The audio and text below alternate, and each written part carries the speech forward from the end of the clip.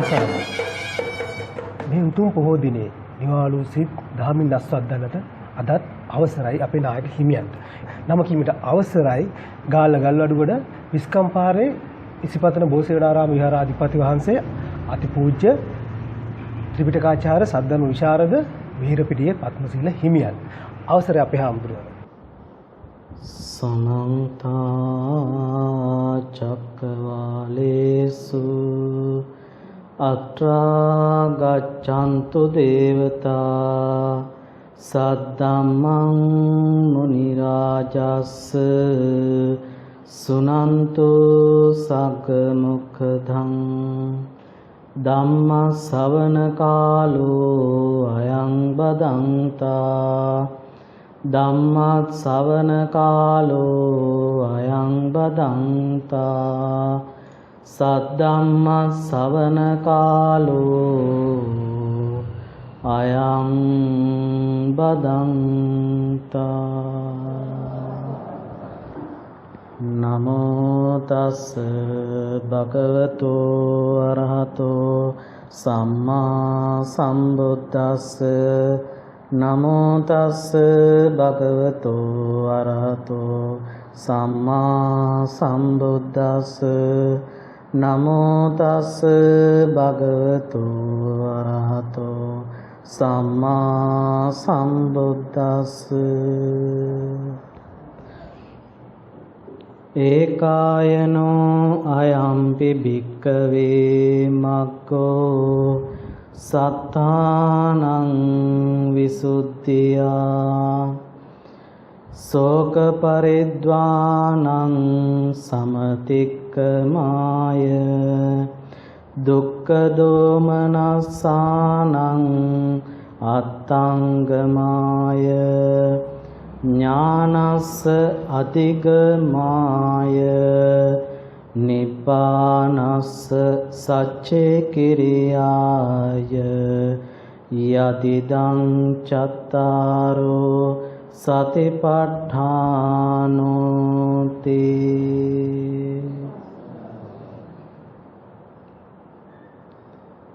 ශ්‍රද්ධාවන්ත කාරුණික පින්නතුනි, ඔබ අද දිනේදී මේ සෝදානම් වෙන්නේ උතුම් පුරපසළොස්වක පොහෝ දිනයේ හරිදේ ටීවී නාලිකාව සමගින් අත්වැල් බැඳගනිමින් සියලු දෙනා ධර්ම අවබෝධය ඇති කරගන්නට වෙරවීරිය දැරීමක් වශයෙන් අද මේ උතුම් ධර්මානුශාසනාව සිද්ධ කරමින් සියලු දෙනාටම ධර්මාවබෝධය පිණිස නිවන් පිණිස අවබෝධය ළඟා කර ගැනීමටයි මේ මොහොතේ සූදානම් වෙන්නේ. එම් විශේෂයෙන් මේ වෙලාවේදී මේ උතුම් ධර්මානුශාසනාව සඳහා දායකත්වය දරන්නට යෙදුනේ ඉසිපතන ආරණ්‍ය බෝසෙවනාරාම විහාරස්ථානයේ භාවනාවන් සඳහා සහ සම්බන්ධ වෙන උතුම් පින්වත් පිරිසකගේ දායකත්වයෙන් අද මේ හරිදේ ටීවී නාලිකාව ඔස්සේ මේ උතුම් ධර්ම දේශනය සිද්ධ කරන්නට යෙදෙනවා. මේ වෙලාවේ කවුරුත් කල්පනා කරගන්න, අදිෂ්ඨාන කරගන්න මේ උතුම් ධර්ම අවබෝධය තමන්ගේ නිවන පිණිසම හේතු වාසනා වේවා කියන උතුම් ප්‍රාර්ථනාව ඇති කරගෙන අපේ අද දේශනාවට යමු වෙමු. අද විශේෂයෙන්ම මාතෘකා කරගන්නට යෙදුනේ සතර සතිපට්ඨාන ධර්මය වැඩි යුත්තේ මොන ආකාරයෙන්ද කියන වග. මොකද මේ පිරිස භාවනාවන් සඳහා සහ සම්බන්ධ වෙන පිරිසක් හැටියට ධර්මය අවබෝධ කරගන්න වෙරවීරිය දරන පිරිසක් හැටියට අපි මේ සතර සතිපට්ඨානයේ වැඩි යුතු ආකාරය පිළිබඳව අනිවාර්යෙන් දැනගත යුතු කාරණයක් වෙනවා. මොකද මේ ධර්මය අවබෝධ කරගන්න සමහර විටක අපේ පිළිවෙලින් මේ ධර්මය වැඩුවේ නැත්නම් අපිට මේ ධර්මය අවබෝධ කරගන්න තැනට අපිට යන්න අමාරුයි. ඒක නිසා අපි මේ ධර්මයන් වඩන්නේ මොන ආකාරයෙන්ද කියන කාරණේ අපි දැනගන්න ඕනේ. එහෙනම් මේ සතර සතිපට්ඨානයේ වඩන තැනට ඔබේ හිත පත් කරගන්න නම් අනිවාර්යයෙන්ම ඔබේ හිත සමාධි සුවය කරා ගමන් කළ යුතුමයි. එතකොට මේ සමාධිය වැඩෙන පුද්ගලයෙකුට තමයි එහෙමනම් අපිට මේ විදර්ශනා ප්‍රඥාව ඇති කරගෙන මේ සතර සතිපට්ඨානය තුළ හිත පිහිටවා ගන්න පුළුවන් වෙන්නේ. මොකද සතර සතිපට්ඨානය තුළට හිත පිහිටවා ගන්න තමන්ගේ හිතේ පංච නීවරණ වැඩිලා තියෙනවා නම් ඔබට කවදාවත් අර ධර්මයන් වඩන්න පුළුවන්කමක් ඇති වෙන්නේ නැහැ. ඒකට හේතුව තමයි තමන් තුළ නීවරණ බහුල වීම. කාමච්ඡන්ද, ව්‍යාපාද, තීන මිද්ද, උද්ධච්ච කුක්කුච්ච, විචිකිච්ඡා කියන මේ පංච නීවරණ ධර්මයන්. සිංහලෙන් අපි කිව්වොත් ආසාව, තරහව, කම්මැලිකම, දුවන ගතිය, සැකය කියන මේ නීවරණ ධර්මතාවයන් තමන් තුළ තියෙනකොට තමන් තුළ තියෙනවා කියන්නේ ඔබට අනිවාර්යෙන් එතනින් එහාට මේ ධර්මය අවබෝධ කරගන්න විදර්ශනා ප්‍රඥාව වඩන්ට තමන්ට අවම කාලයක් තමයි තියෙන්නේ. මොකද ඒ දේ සිද්ධ කරන්න අපහසුයි, කරගන්න බෑ. එහෙනම් ඔබ ආර්ය අෂ්ටාංග මාර්ගයේ ගමන් කරන පුද්ගලයෙක් වෙන්න ඕනි. සමාධිය වැඩෙන්න නම් ඔබ ආර්ය අෂ්ටාංග මාර්ගයේ වැඩෙන්න ඕනි. මොකද සමාධිය වැඩෙන්නේ නැහැ ආර්ය අෂ්ටාංග මාර්ගයේ පුද්ගලයෙක් ගමන් කරන්නේ නැත්තම්. මේ සමහර කෙනෙක් ආර්ය අෂ්ටාංග මාර්ගයේ ගමන් කරන්නේ නැතුව මට සමාධිය වැඩෙනවා කියලා කිව්වොත් ඒක බොරුවක් වංචාවක් වෙන්න පුළුවන්. මොකද සමහර විටක ඒ ධර්මය හරියට අවබෝධ කරගන්න පුළුවන් ශක්තිය නැහැ. ඒ පුද්ගලයා ලෞකික ආර්ය අෂ්ටාංග මාර්ගයේ ගිහිල්ලා ඒ ලෝකෝත්තර මාර්ගයට ප්‍රවිෂ්ඨ වුණේ නැත්තම්. අපි මේ ලෝකෝත්තර මාර්ගයට ප්‍රවිෂ්ඨ වෙන්න අපි ධර්මතා 7ක් එතන තියෙන ආර්ය අෂ්ටාංග මාර්ගයේ. 8 වෙනි එක තමයි සමාධිය කියලා කියන්නේ. එතකොට මොනවද මේ 7 පිළිවෙලින් කිව්වොත්? සම්මා දිට්ඨි, සම්මා සංකප්ප, සම්මා වාචා, සම්මා කම්මන්ත, සම්මා ආජීව, සම්මා වායාම, සම්මා සති කියන මේ කරුණු 7 තමන් පූර්ණේ කරගනිමින් ලෞකික වශයෙන් හෝ එතනින් ඔබට යන්න පුළුවන් වෙන්නේ සමාධිය කෙරෙහි ඒ ආර්ය අෂ්ටාංග මාර්ගයේ ඉහළම තැනට. එහෙනම් ඒ පුද්ගලයා ධානසුවේ විඳින්නේ නැත්නම් ඒ පුද්ගලයාගේ හිතේ එකඟතාවය ඇති වෙන්නේ නැත්නම් ඒ එකඟ බවක් නැහැ කියලා කියන්නේ ඒ පුද්ගලයාට කොයිම වෙලාවකවත් අර විදර්ශනා ප්‍රඥාව අවබෝධයෙන් වඩා ගන්න හැකියාවක් නැහැ. ඔබ අනිවාර්යෙන් තමන් වීරියවන්ත වෙන්න ඕනේ. එහෙමනම් මේ ආර්ය අෂ්ටාංග මාර්ගයේ ගමන් කරන්න. බුදුරජාණන් වහන්සේ පෙන්වලා දෙනවා මේ ආර්ය අෂ්ටාංග මාර්ගයේ ගමන් කරන යම් පුද්ගලයෙක් ඉන්නවනම් ඒ පුද්ගලයා දින 7ක් ඇතුළත අනිවාර්යෙන් මේ චතුරාර්ය සත්‍ය අවබෝධ කරනවාමයි කියලා. නේ? අරිහත්ත්වයටපත් වෙනවා කියලා. එහෙම බැරි වුණොත් ඒ පුද්ගලයාට ඒ ආර්ය අෂ්ටාංග මාර්ගයේ ගමන් කරන පුද්ගලයාට දවස් 7න් මේ උතුම් ධර්මය අවබෝධ කරගන්න බැරි වුණොත් එහෙම ඒ පුද්ගලයා වීරියෙන් යුතුව කටයුතු කරලා මාස 7ක් යනකොට අනිවාර්යයෙන්ම ඒ ධර්මය අවබෝධ කරනවාමයි කියලා කියනවා. ආර්ය අෂ්ටාංග මාර්ගයේ ගමන් කරපු පුද්ගලයා, ධ්‍යාන වඩපු පුද්ගලයා විදර්ශනාවන් වඩනකොට ඒ යථා ධර්මය සතර මේ චතුරාර්ය සත්‍ය ධර්මය අවබෝධ කරගන්නට කටයුතු සිද්ධ කරද්දී ඒ පුද්ගලයා මාස 7කිමුත් මේ චතුරාර්ය සත්‍ය ධර්මය අවබෝධ කරන්න බැරි වුණොත් ඒ පුද්ගලයා අනිවාර්යයෙන්ම අවුරුදු 7ක් යනකොට මේ චතුරාර්ය සත්‍ය ධර්මය අවබෝධ කරනවාමයි. එහෙනම් මේ ආර්ය අෂ්ටාංග මාර්ගයේ ගමන් කරන පුද්ගලයා ගත්තොත් ඒ පුද්ගලයා අනිවාර්යයෙන්ම කරුණු 4ක් සම්පූර්ණ කරගන්නවා. නිකම්ම මේ ධර්මය අවබෝධ කරගන්න බෑ. සත්පුරුෂ සංසේවෝ සද්ධම්ම සමනං යෝනිසෝ මනසිකාරෝ ධම්මානුධම්ම පටිපදා. සත්පුරුෂ සංසේවෝ කවුද මේ ආශ්‍රය කරගන්නේ, එකතු කරගන්නේ? කල්යාණ මිත්‍රයන් ආශ්‍රය කරන්න ඕනේ, එකතු කරගන්න ඕනේ. කල්යාණ මිත්‍රයන් හිටියට මදි, ඒ අය ධර්මයේ දේශනා කරන්න ඕනේ. දැන් එතකොට පිටින් ගන්න කරුණු දෙකක් තියෙනවා මේ ධර්මය අවබෝධ කරගන්න නේ. ඒ වගේම ඊතුරු දෙක සම්පූර්ණ කරගන්න ඕනි තමන්. ධර්ම දේශනා කරන තමන් යෝනිසෝ මනසිකාරයෙන් මේ ධර්මය හොඳින් ශ්‍රවණය කරන්න ඕනි. මේ ධර්මයේ ශ්‍රවණය කරලා ඉන් අනතුරුව තමා තුලින් මේ ධර්මය දකින්න ඕනි. මේ කරුණු හතර නැත්තම් ඒ පුද්ගලයාටත් කවදාවත් මේ ධර්මය අවබෝධ කරගන්න හැකි වෙන්නේ නැහැ. එහෙනම් ආර්ය අෂ්ටාංග මාර්ගයේ යම් පුද්ගලයෙක් ගමන් කරනවා කියලා කිව්වොත් ඒ ගමන් කරන පුද්ගලයා ආන් ඔය කරුණු හතර එකතු කරගෙන තමයි මේ පුද්ගලයා ධර්ම අවබෝධය කරගන්න යන්නේ. එතකොට මං කිව්ව මේ ආර්ය අෂ්ටාංග මාර්ගයේ ගමන් කරපු පුද්ගලයා සමාධිය වඩපු පුද්ගලයා ඒකාන්තයෙන්ම අනිවාර්යෙන් ඒ පුද්ගලයාට එතනින් ඔබට සතර සතිපට්ඨානය වඩන්න පුළුවන්. මොකද ධ්‍යාන ලෞකික වුණත් ඒ පුද්ගලයාට හිතේ එකඟභාවයක් නැත්තම් පංච නීවරණ බලවත් වෙලා තියෙනවා නම් ඒ පුද්ගලයා කොයි වෙලාවකවත් විදර්ශනාව සිද්ධ කරන්න යද්දී ඇත්ත ඇතිසැටි දකින්න යද්දී ඉඩ ලැබෙන්නේ නැහැ. ඔබ ළඟ අර තියෙන ආසාව, තරහව, ඒ හිතේ කම්මැලි ගතිය, ඒ සැක ස්වභාවයන් මේවා අනිවාර්යෙන් ඉපදිලා එනවා. තමන්ට මේක අවබෝධ කරගන්න තියෙන කාලය යටපත් වෙලා යනවා.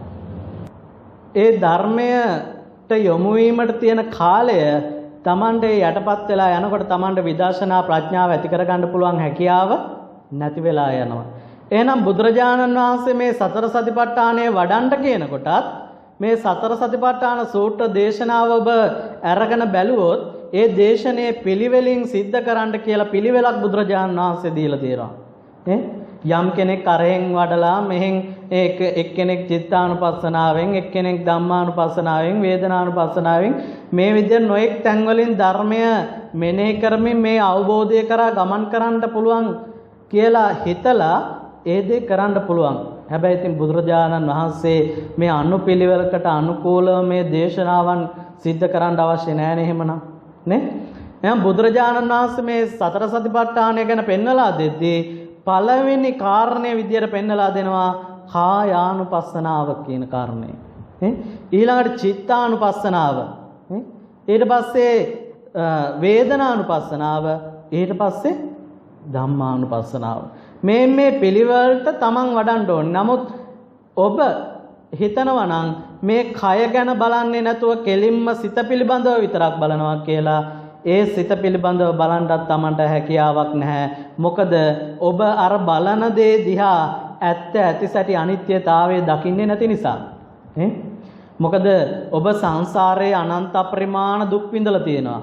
මේ දුකත් එක්ක සංසන්දනය කරද්දී ඔබ මේ ආත්මයේ මොනතරම් මේ දුක් වන්දරාවක් විඳිනවද?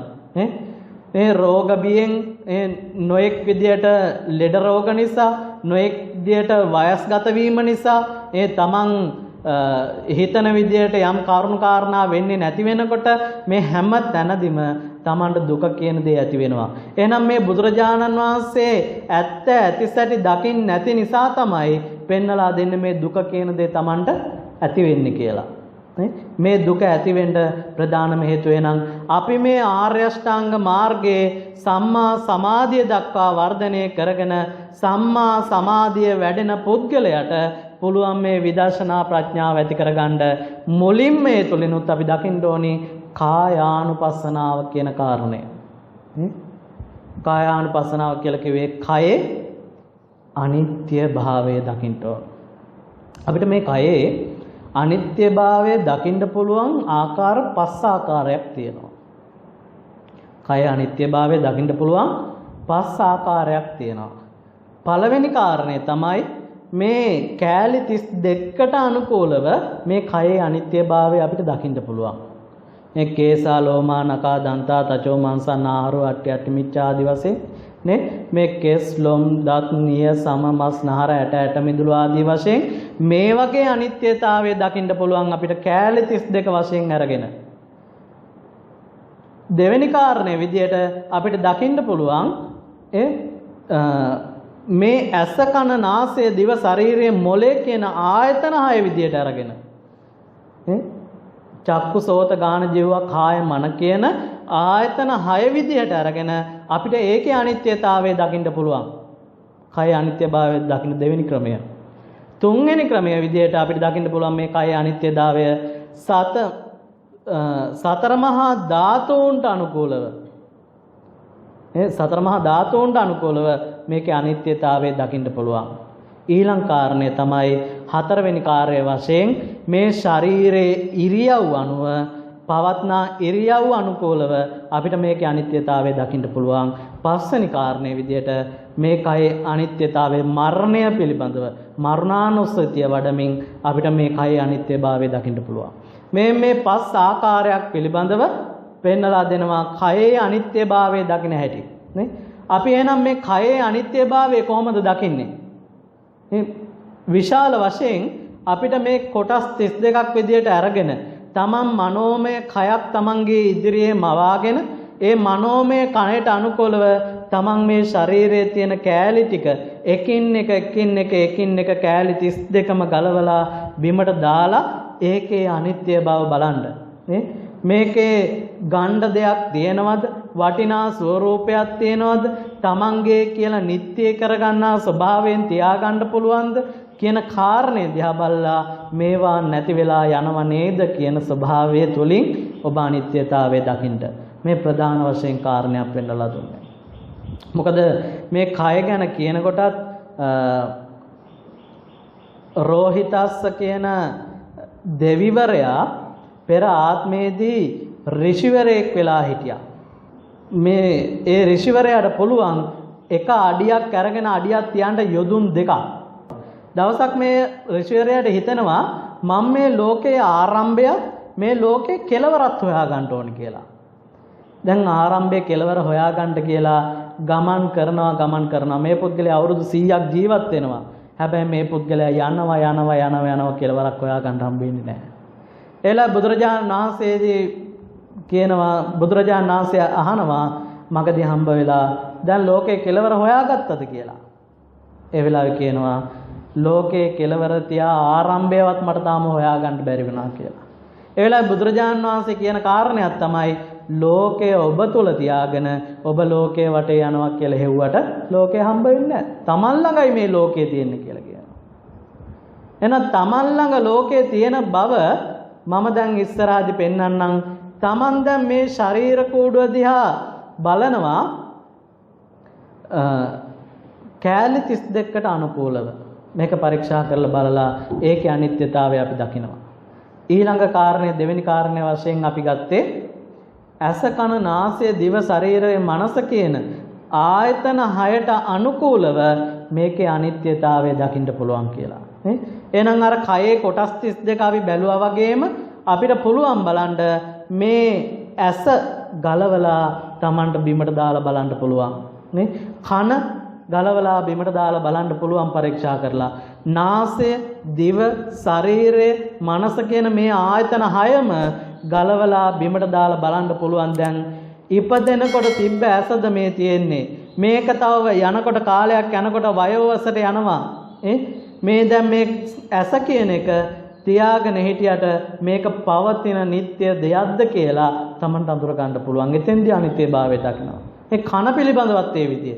නාසය, දිව, ශරීරය, මොළය කියන ආයතන 6 පිළිබඳව මේ විදිහට Tamanට අනිත්‍යතාවය දකින්න පුළුවන්. මේ කය කියන එක ස්වභාවය නේ? කය කියන එකේ ස්වභාවයත් ඔය වගේ. අපි මේකේ ඇස, කන, නාසය, දිව, ශරීරය, මොළය කියන ආයතන 6 තියෙද්දී ඇසට විතරක් කියනවාද මේ ඉන්නේ මම මේ ඉන්නේ අම්මා තාත්තා මේ ඉන්නේ ස්වාමියා දරුවෝ කියලා? කියනවාද? කනට විතරක් කියනවාද? නාසය විතරක් තිබ්බොත්? දිව විතරක් තිබ්බොත්? ශරීරය විතරක් තිබ්බොත්? මනස විතරක් තිබ්බොත් කියනවාද? කියන්නේ නැහැ. එහෙනම් මේ එකතුවකට කිව්වා මේ මෙතන පුද්ගලයෙක් ඉන්නවා මිනිස්සෙක් කියලා. එහෙනම් ආන් ඔය විදියට තමන් මොකද කරගත්තේ? සසරට බැඳුන අල්ලගත්තා. බුදුරජාණන් වහන්සේ පෙන්නලා දෙන්නේ මේ රූපයේ කෙරෙහි තියෙන අනිත්‍යතාවය තමන් දැකලා ඉන්න ඕනේ. සිතේ අනිත්‍යතාවය දකින්න නම් ඒකයි කායානුපස්සනාව මුලින් සඳහන් කරේ. නැත්තම් දාන තිබ්බන චිත්තානුපස්සනාව වඩලා ඉවරලා කායානුපස්සනාව වඩන්න. මොකද කයේ අනිත්‍යභාවය දකින්නේ නැති තැන කයේ අනිත්‍යතාවය රූපේ අනිත්‍ය බව දකින්නේ නැහැ. එතකොට රූපේ අනිත්‍ය බව දකින්න නැති පුද්ගලයා කොහොමද අර ඇති වෙන සිතුවිල්ල අනිත්‍යයි කියලා හිතන්නේ? නේ? එතනත් සැපයයි කියලා හිතනවනේ.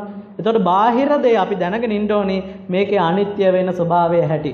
මේක අනිත්‍ය වෙන බව. එහෙනම් රූපය අපි අනිත්‍යතාවයේ දකින්න තාක්කල් අපිට මේ අනිත්‍යතාවය දැකලා ඉන්න අනතුරු අපිට සිතට යොමු වෙන්න පුළුවන්. අන්න ඔය කාරණේ බුදුරජාණන් වහන්සේ පෙන්නලා දෙන්නේ. ඊට පස්සේ බුදුරජාණන් වහන්සේ පෙන්නලා දෙනවා මේ කය පිළිබඳව ඒ ආකාරයෙන් පෙන්නකොට තුන්වෙනි කාරණේ වශයෙන් අපි දකින්න ඕනේ මේ කයේ අනිත්‍ය බව සතර ආකාරයකට. මොකද්ද? සතර මහා ධාතුන්ට අනුකූලව පඨවි ආපෝ තේජෝ වායෝ කියන සතර මහා ධාතුන්ගෙන් සකස් වෙච්චා කියලා.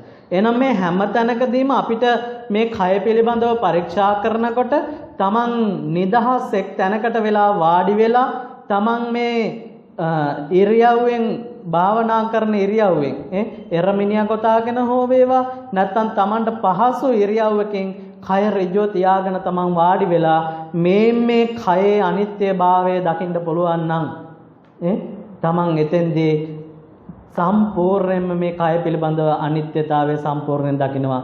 මෙතන මම මගේ කියලා ගන්න දෙයක් නැති බව දකිනවා.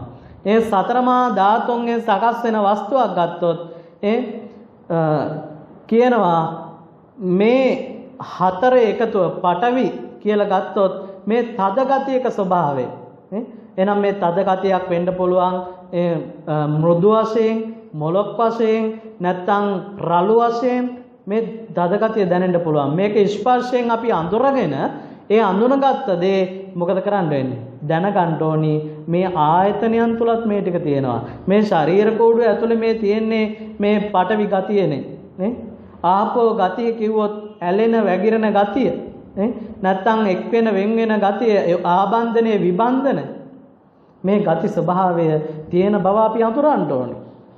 ඊට පස්සේ තේජෝ ගතිය මේකේ උෂ්ණත්වයක් තියෙන බව අපි අඳුරන්න ඕනේ.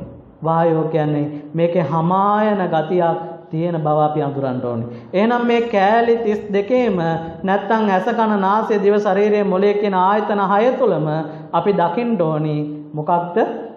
මේ සතර මහා ධාතුන්ට අනුකූලව මේකේ අනිත්‍යභාවය. එතකොට අපිට ඉරහඳ ගත්තත් ඉරහඳේ කෑලි ටිකක් මෙතනින් ගෙනල්ලා තිබ්බත් ඒ ටිකත් මොනවද? සතර මහා ධාතු. නේ? ගස් කොළන් ගත්තා සතර මහා ධාතු. එහෙනම් පුද්ගලයෙක් වශයෙන් මෙතන මේ ධර්ම දේශකයන්න් වහන්සේ ගත්තා සතර මහා ධාතුන් වහන්සේ. එහෙනම් ඒ බව දකින්නේ නැතුව මේ ඉන්නේ පුද්ගලයා, මේ ඉන්නේ ගහකොළ, මේ තියන්නේ ඉරහඳ කියලා අපි සම්මුති ලෝකයේදී කතා කරත් අපි දැකිය යුත්තේ අනිවාර්යයෙන්ම මොකද්ද? මේක සතර මහා ධාතුන්ගෙන් සකස් වූ දෙයක් බව. ආන්ොතෙන්දී අපි සතර මහා ධාතුන්ගෙන් සකස් වූ දෙයක් බව අඳුනගන්නේ නැත්නම් දකින්නේ නැත්නම් ඒ පුද්ගලයා අනිවාර්යයෙන්ම අර ආර්ය මාර්ගයේ ගමන් කරන පුද්ගලයෙක් නෙවෙයි, මිත්‍යා දෘෂ්ටිකව ගමන් කරන පුද්ගලයෙක්. සම්මුති ලෝකයේ අපිට වෙන වචනයක් නැහැ කතා කරන්න. මේ අම්මා තාත්තා ස්වාමියා දරුවෝ ගෙවල් දොරවල් ගහ කොළ ඉරහඳ මේ දේවල් වලට අපි නම් දාගෙන තියෙනවා. හැබැයි අපි මේ අනිත්‍යතාවය කියන එක දකිනකොට අපි විසින්ම මේ ප්‍රඥාව වර්ධනය කරගන්න එක තැනකට වාඩි වෙලා අපි මේ තුලින්ම මේ කාරණේ දකින්න පුළුවන් නම් ආන් ওই දේ තමයි වැදගත් වෙන්නේ. ඒකයි බුදුරජාණන් වහන්සේ අර රෝහිතස්ස කියන දෙවිවරයාට කිව්වේ ලෝකය තමා ළඟ තියාගෙන ලෝකය හොයලා වැඩක් නැහැ, හොයාගන්න බෑ. මොකද බුදුරජාණන් වහන්සේ නාම රූප ධර්මතාවයන් වලට අනුකූලව බුදුරජාණන් වහන්සේ විග්‍රහ කරලා පෙන්වලා දෙනවා මේ ලෝකය තියෙන්නේ කොහෙද කියන කාරණේ. එතකොට තමන් ළඟම ලෝකේ තියාගෙන තමා තුළින්ම මේ ධර්මයේ දකින්න කියලා පෙන්නලා දෙද්දී ලෝකේ අපි ලෝකයේ තුල හොයනවා කියලා මේ වටපිටාවේ හෙව්වට කවදාවත් හම්බ වෙන්නේ නැහැ. එහෙනම් මේ යථා අවබෝධය ඇති කරගන්න නම් තමා තුළින් මේ ධර්මයේ දකින්න ඕනේ. අනිත් කාරණය තමයි හතරවෙනි කාරණය, අපි ඉරියව් වලට අනුකූලව අපි මේකේ අනිත්‍යතාවය දකින්න ඕනේ. ගොඩාක් අය අහුවෙන්නේ මොකක් නිසාද? කාන්තාවන් පිරිමින්ට අහුවෙන්නේ, පිරිමින් කාන්තාවන්ට අහුවෙන්නේ, ඒ වැඩි වශයෙන් තරණ උදවිය මොනවද දිහා බලපුවාමද? රූපේ දිහා බලපුවාම ඒ රූපේ විතරකුත් නෙවෙයි ඒ රූපේ තියෙන ඉරියව් අනුකූලව නැද්ද? ඒ බලන බැල්ම අනුව තමන් කය හසුරවන අනුව ඒ සිනහපාන අනුකූලව නේ සමහර විට කෙස් කලඹ තියන් ඉන්න විදිය දිහා බලලා මේ විදියට තමයි මේ ඇලීම් සකස් වෙන්නේ. ඉරියව් අනුකූලව සකස් වෙද්දී ඉරියව් වලට අනුකූලව අනිවාර්යෙන් යම් පුද්ගලයෙක් ඇලෙනවා ගැටෙනවා. ගිහි කාලයේ කෝලිත උපතිස්ස කියන දෙන්න. පැවිදි භූමියේදී කවුද? සරියොත් මුගලන් මහරහතන් වහන්සේ දෙනම. ඒ දෙන්න ගිහි කාලයේදී යනවා එක විශේෂ රංගනයක් බලන්න, ප්‍රදර්ශනයක් බලන්න. ඉතින් ඒකේ ප්‍රදර්ශනයේදී සිද්ධ කරන කාරණය තමයි එක කාන්තාවක් ඇවිල්ලා ඉදිරියේදී ඒ කාන්තාවගේ ඉරියව් පෙන්නලා අනිත් අය සතුටු කරනවා.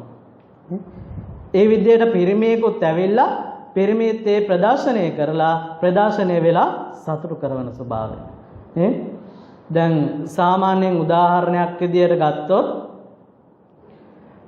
ඒ වගේ ප්‍රදර්ශන කරන අය අද නැද්ද?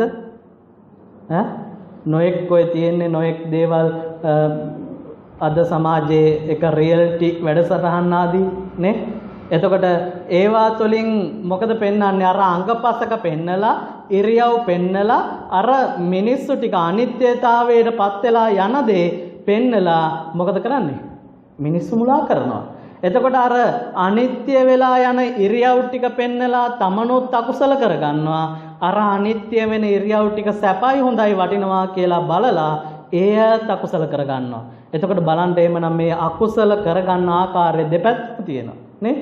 එතකොට මේ ඉරියව් අනිත්‍යභාවය අපිට දකින්න කියලා බුදුරජාණන් වහන්සේ නිතරම පෙන්නලා දෙන්නේ. මොකද මේක Tamanට ඕන විදියටවත් තියාගන්න පුළුවන් කමක් නැහැ.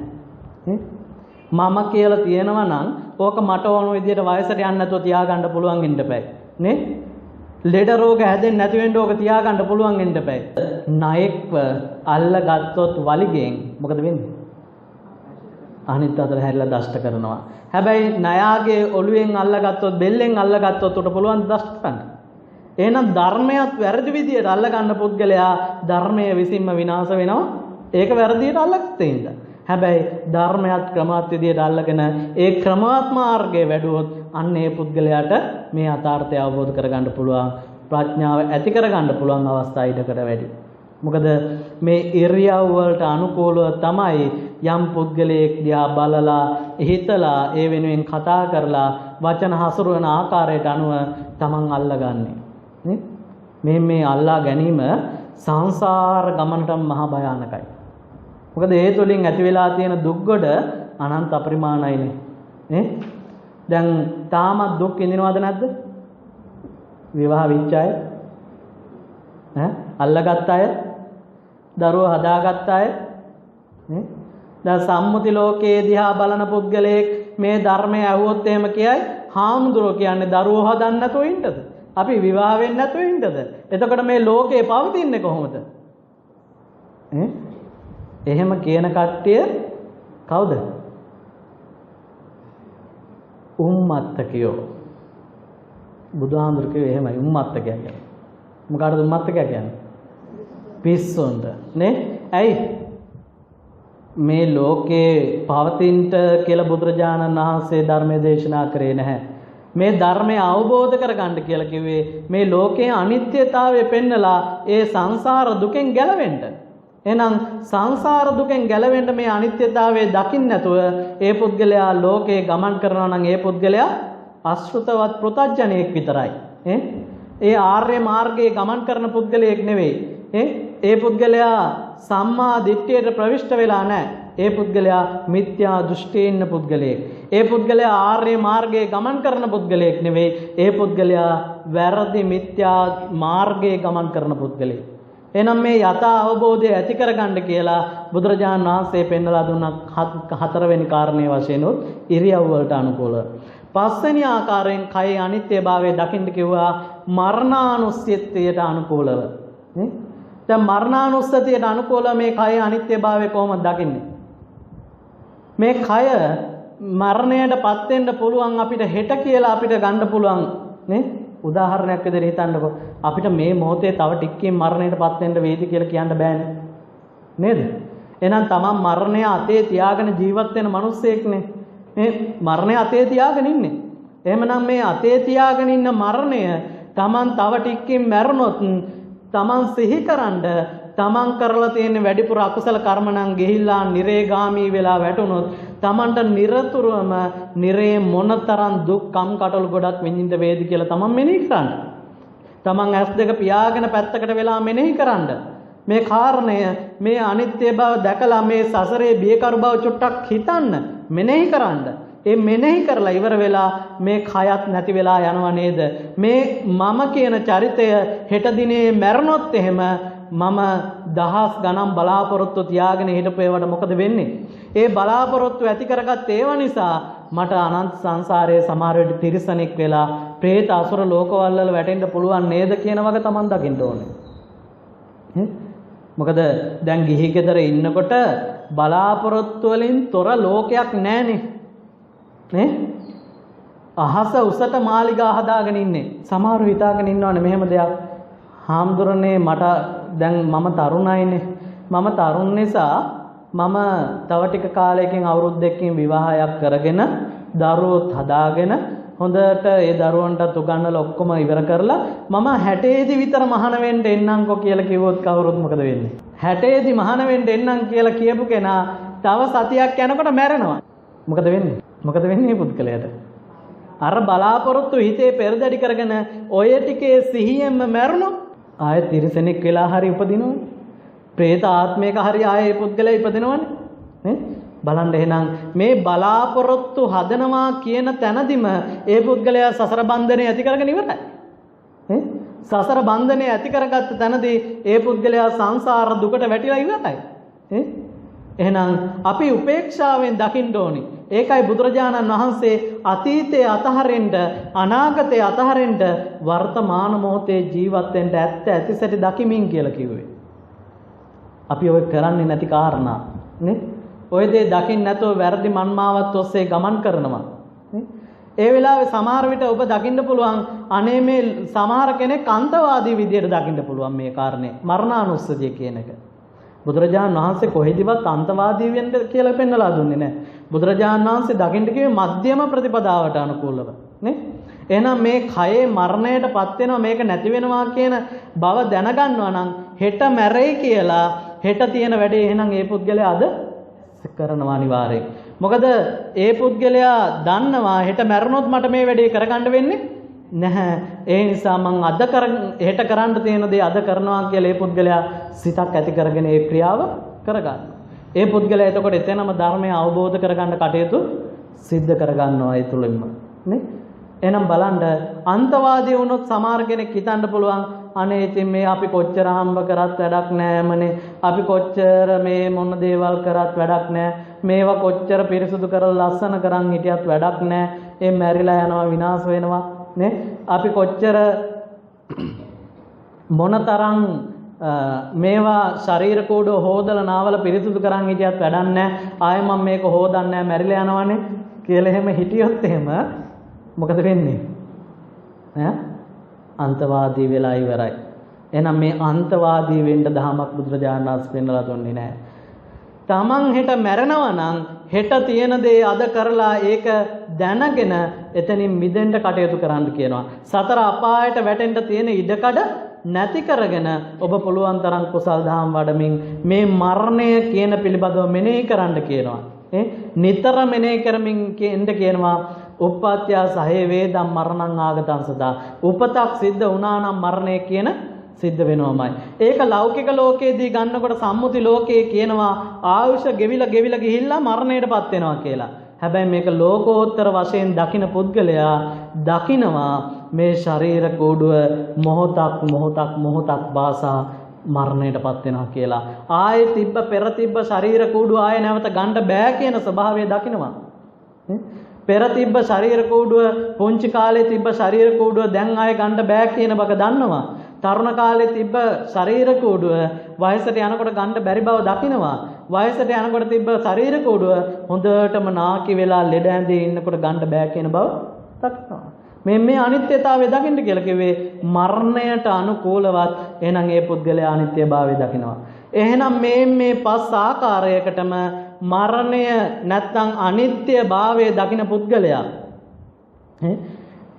කයේ කොටස් 32කට අනුකූලව ඊට පස්සේ ආයතන 6ට අනුකූලව තමන් ශරීරය තුල තියෙන ඊට පස්සේ සතර මහා ධාතුන්ට අනුකූලව ඊළඟ කාරණේ වශයෙන් ගත්තොත් එහෙම ඉරියව් වලට අනුකූලව පස්වෙනි කාරණේ විදිහෙන් ගත්තොත් මරණයට අනුකූලව මේ පස් ආකාරයටම කයේ අනිත්‍යභාවය දකිනවා නම් ආන්ගේ පුද්ගලයා කයේ අනිත්‍යභාවය දැකලා මේ කය රූපය කියන දේ අනිත්‍යතාවය සම්පූර්ණයෙන්ම දැකලා අවබෝධ කරගන්නවා කියනවා.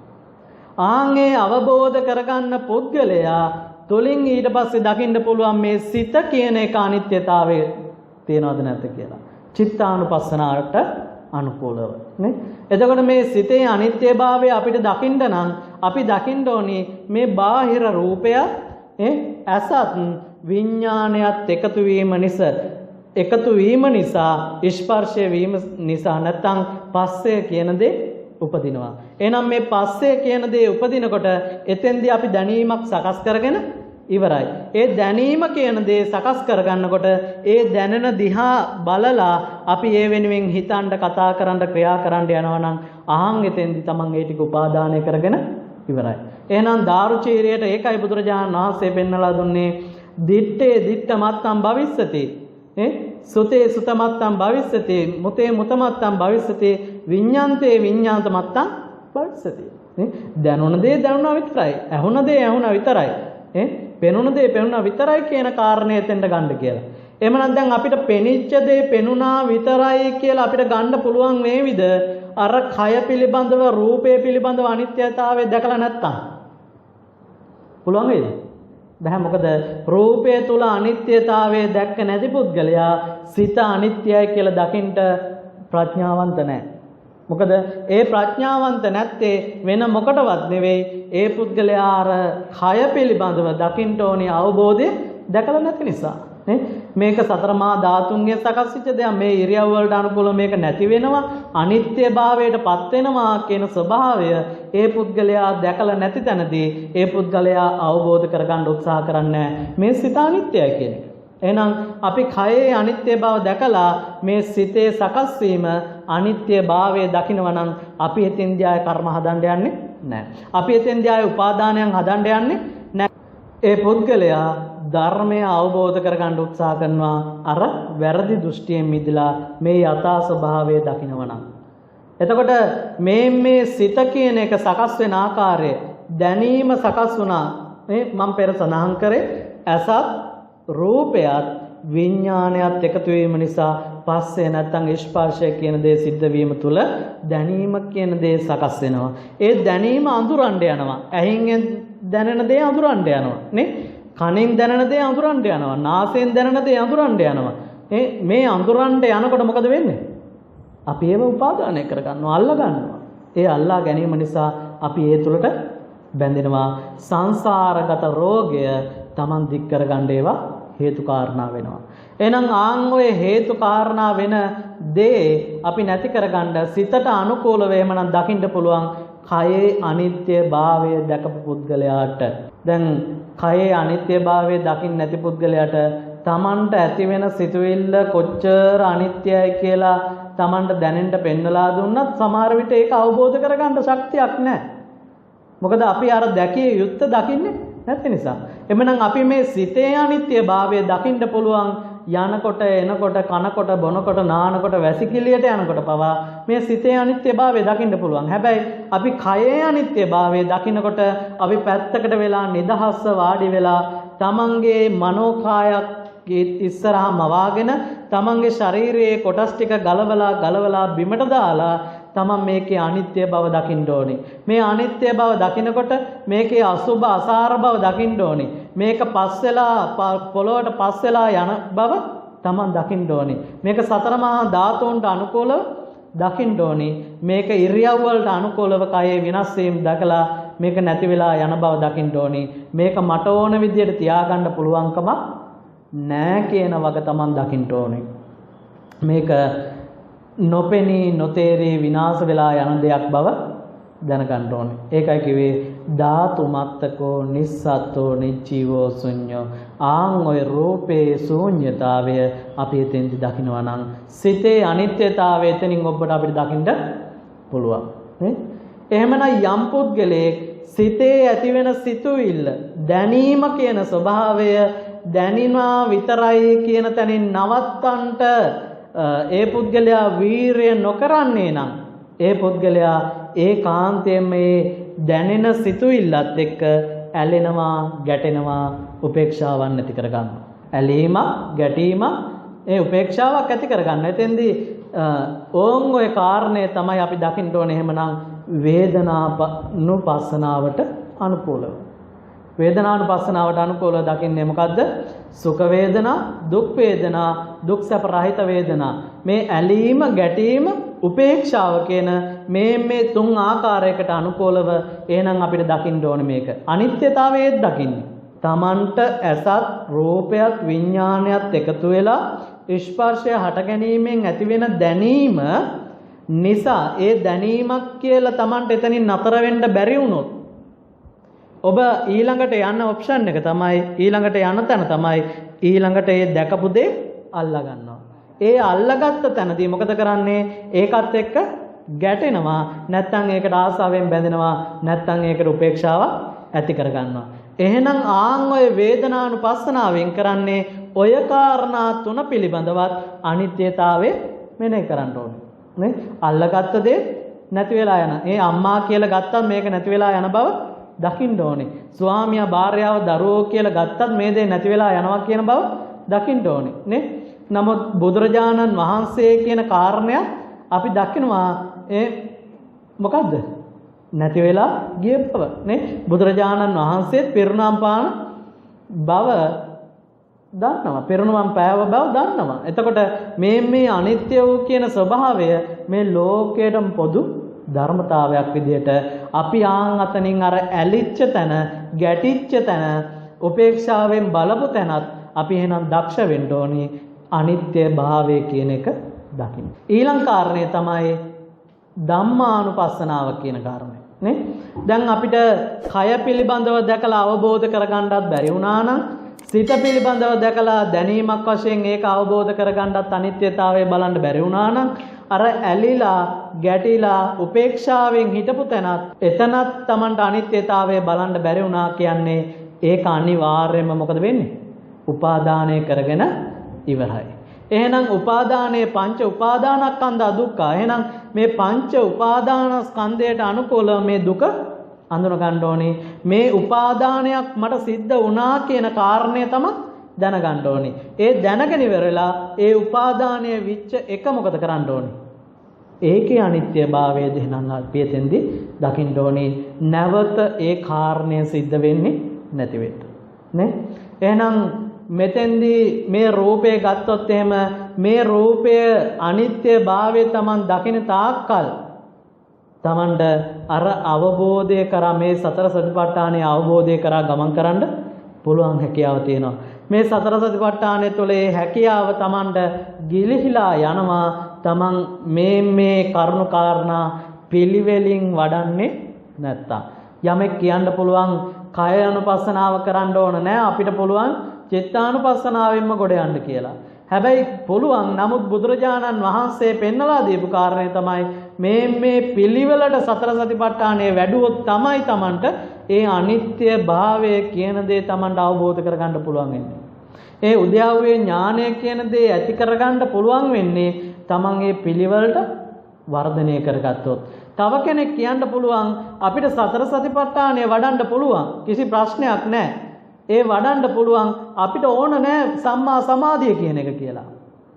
එහෙම කිව්වොත් ඒත් ඒක බොරුවක්. මොකද සම්මා සමාධියට ප්‍රවිෂ්ඨ වෙච්ච නැති පුද්ගලයාට ඕම් ඔය ධර්ම කාරණා හරියට වර්ධනය කරගන්න බෑ.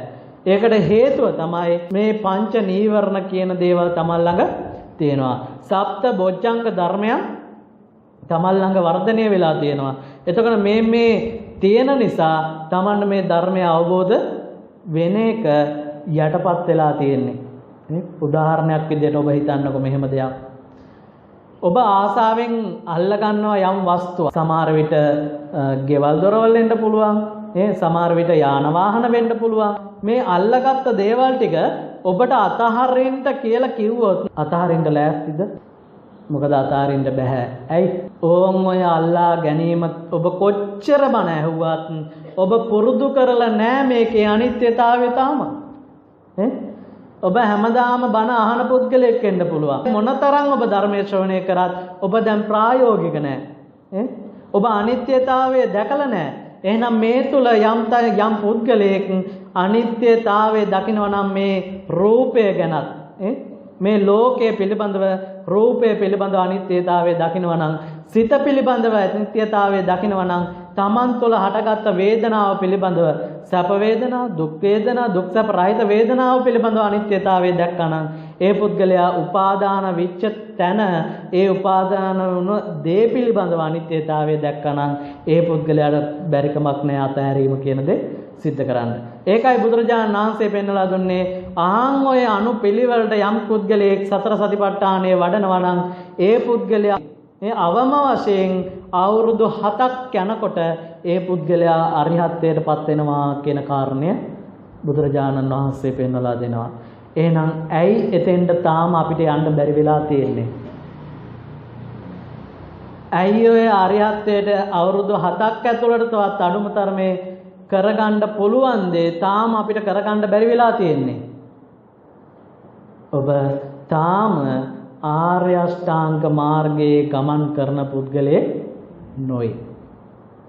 ආර්ය අෂ්ටාංග මාර්ගයේ ලෞකික වශයෙන් වඩලා ලෝකෝත්තර මාර්ගයට ප්‍රවිෂ්ඨ වෙලා ඒ ලෝකෝත්තර මාර්ගය තුළ ඉඳලා සතර සතිපට්ඨානය වැඩුවා නම් ඔය කියපු අනුපිළිවෙලට අනිත්‍යතාවය දැක්කනම් ඒ පුද්ගලයා බුදුරජාණන් වහන්සේ එකයි කියන්නේ ඒ අනිත්‍යතාවය තුළ මේ යථා උපද ඥානය ඇති කරගන්න වැඩ කටයුතු සියල්ල අවසන් කරගෙන අරිහත් භාවයට පත් වෙනවා. එහෙනම් අපි තාම කවුරුත් දක්ෂ වෙලා නැහැ.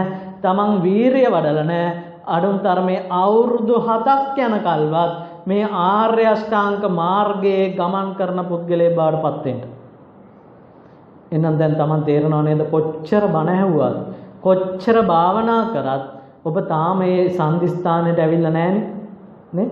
එහෙනම් බුදුරජාණන් වහන්සේ පෙන්නලා දෙනවා මේ සතර සතිපට්ඨානයේ තියෙන තාක්කල් මේ ලෝකේ නිවන් දකින්න අය නවත්තන්න බෑ කියලා. ඒ පෙන්නලා දුන්නත් ඒ මාර්ගය ඒ ආයුරින්ම වඩන්නේ නැති පුද්ගලයෙක් නම් ඒ පුද්ගලයාට ඒ ධර්මය අවබෝධ වෙන්නේ නැහැ. එහෙනම් තමන් වීරිය වඩන්න ඕනි කොමන කාරණයක් වෙනුවෙන්ද? මොකක් වෙනුවෙන්ද?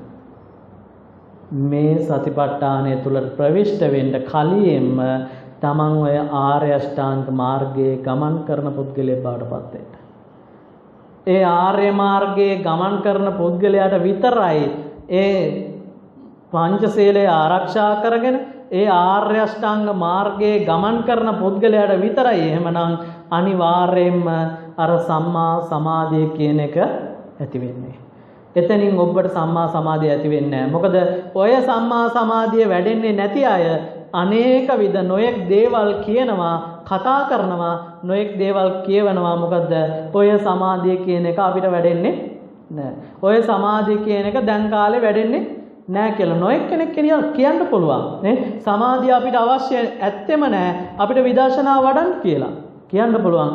හැබැයි බුදුරජාණන් වහන්සේ ඒ කාරණේ නෙවෙයි පෙන්ලා දුන්නේ. මේ ආර්ය අෂ්ටාංග මාර්ගයේ ගමන් කරලා සම්මා සමාධිය ඇති කරගත්ත පුද්ගලයාට විතරයි එතනින් ඔබට කායානුපස්සනා චිත්තානුපස්සනා වේදනානුපස්සනා ධම්මානුපස්සනා කියන මේ සතර සතිපට්ඨානය වඩන්න පුළුවන් වෙන්නේ.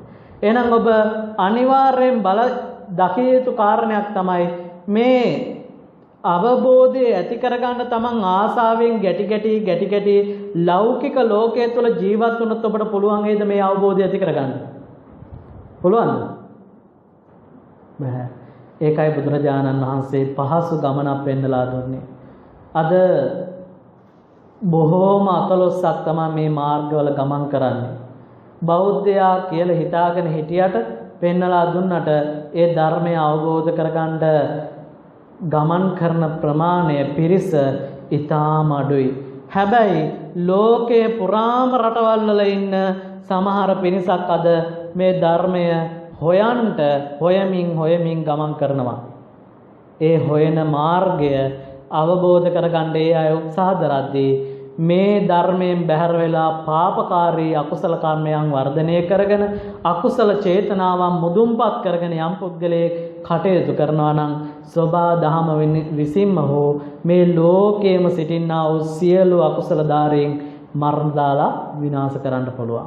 ඒ විනාශකාරී තත්ත්වයන් ඇති නොවෙන්න මේ සසර ගමනේ බියකර්මව තමන් මදක් සිහිපත් කරලා දැකලා අවබෝධය ඇති කරගෙන තමන් සමාධිමත් සිතක් ඇති කරගෙන සතර සතිපට්ඨානය තුළ හිත පිහිටවා ගන්නට.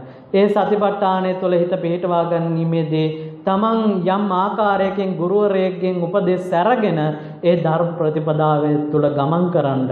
ඒ ප්‍රතිපදාවේ ගමන් කරන පුද්ගලයෙක්ගෙන් ඒ තමන් අවශ්‍ය උපදෙස් ලබා ගැනීමෙන් ඒ අවබෝධය ඇති කරගන්න අර මම ප්‍රධාන වශයෙන් කියපෝ ඒ සතර දිනාම තමන්ට අවශ්‍ය වෙනවා. එහෙනම් ඒ සතර දිනා මුල් කරගෙන කල්යාණ මිත්‍ර සේවනය, ඊට පස්සේ ධර්ම දේශනය, ධර්ම ශ්‍රවණය, ධර්මය අවබෝධය කියන මේ කරුණු හතර තමන් එකතු කරගෙන මේ උතුම් ධර්මය අවබෝධය ළඟා කරගන්න උත්සාහ කරන්න.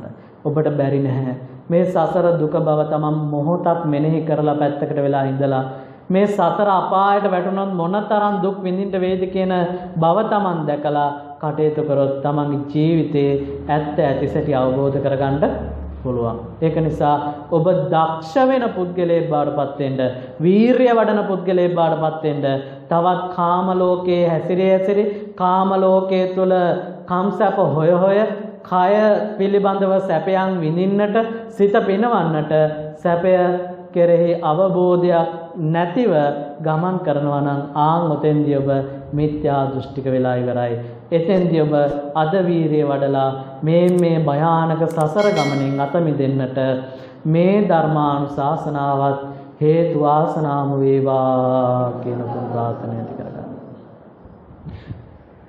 හොඳයි, මේ වෙලාවේ කල්පනා කරගන්න අද මේ උතුම් ධර්ම දේශනාවට දායකත්වයේ දරන්නට යෙදුනේ විශේෂයෙන් ගාල්ල ගල්වඩුකඩ විස්කම්පාරේ බෝසෙවනාරාම විහාරස්ථානයේ භාවනාවන් සඳහා සහ සම්බන්ධ වෙන ඒ භාවනාවට සහ සම්බන්ධ වෙන උතුම් පින්වත් පිරිස, විශේෂයෙන් නම් සඳහන් කරොත් ප්‍රියංගා මාල්නී මහත්මිය, දිල්රුක්සේ විජේසේකර මහත්මිය, ශාන්ති සේනානායක මහත්මිය, චතුරාණී මහත්මිය, චන්ද්‍රා රත්නායක මහත්මිය, අනුලා විජේන්ද්‍ර මහත්මිය, රංජනී සල්මන් මහත්මිය, කාන්ති අල්විස් මහත්මිය, සෝමලතා මහත්මිය, හේමාලී මහත්මිය, මයුරී මහත්මිය, තිලකා මහත්මිය, කුසුමලතා මහත්මිය, ප්‍රියංකර මහත්මිය, ඒ වගේම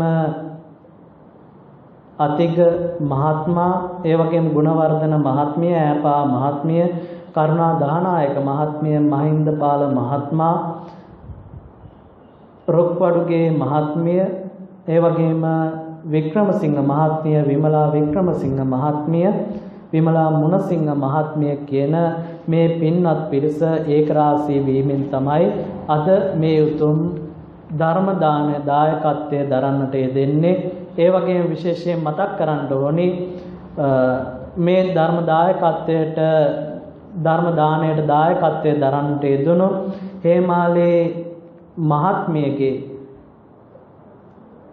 ඥාතියෙක් වෙන ඕස්ට්‍රේලියාවේ මෙල්බන් නගරයේ රෝහලක මේ වෙන විට ප්‍රතිකාර ලබන අමරජිත් මහතාගේ දියණිය වෙන විනෝරිය දේවාංග දියණියට ඉක්මන් සුවපත් භාවයම ලැබේවා කියන උතුම් ප්‍රාර්ථනයත් මේ මොහොතේ එකතු කරගෙන ආශිර්වාද කරමින් මේ පින්වත් පිරිස විසින් මේ රටවාසී ලෝකවාසී බෞද්ධ පින්නතුන්ට මේ උතුම් ධර්මයේ ශ්‍රවණය කරන්නට ධර්ම දායකත්වයේ දරන්නට යෙදුණා. ඉතින් මේ පින්වත් පිරිසටත් ඒ වගේම ධර්මයේ ශ්‍රවණය කරන්න යෙදුණා වූ ඒ පින්වත් පිරිසටත් ඒ වගේම මේ ධර්ම දායකත්වයේ දරන්නට වෙහෙස මහන්සි වූ ඒ කටයුතු කරන්න යෙදුණු සියලු දෙනාටමත් හරිදේ ටීවී කාර්ය මණ්ඩලයේ ඒ ලලිත් අබේසේකර මහත්මයා ඇතුළු ඒ පින්වත් මහත්වරුන්ටත් ඇතුළු කොටගෙන මේ උතුම් ධර්ම ශ්‍රවණය කරන්න ඔබ සියලු දෙනාටම උතුම් වූ චතුරාර්ය සත්‍ය ධර්මය මේ ආත්ම භවයේ තුලදීම අවබෝධ කර ගැනීම පිණිස මේ සියලු කුසල ශක්තිය හේතු ආසනාම වේවා කියලා ප්‍රාර්ථනා. ඒ වගේම තම තමන් නමින් මිය පරලොව යන්නට යෙදුනා වූ යම්කිසි ඥාති පිරිසක් ඇතනම් ඒ සියලු ඥාතීන්ටත් මේ පින්පෙත් අනුමෝදන් කරමි අනුමෝදන් වෙත්වා.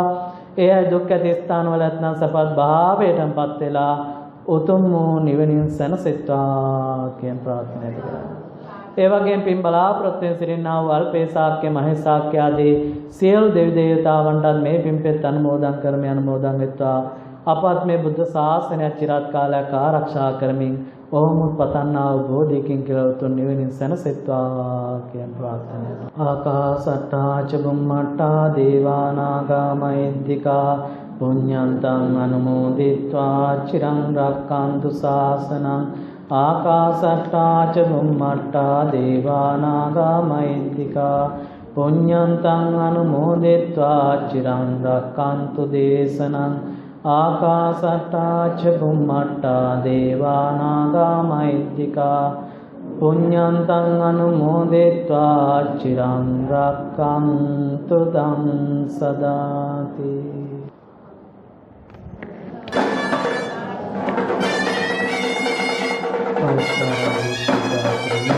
මේ මොහොතේ සිට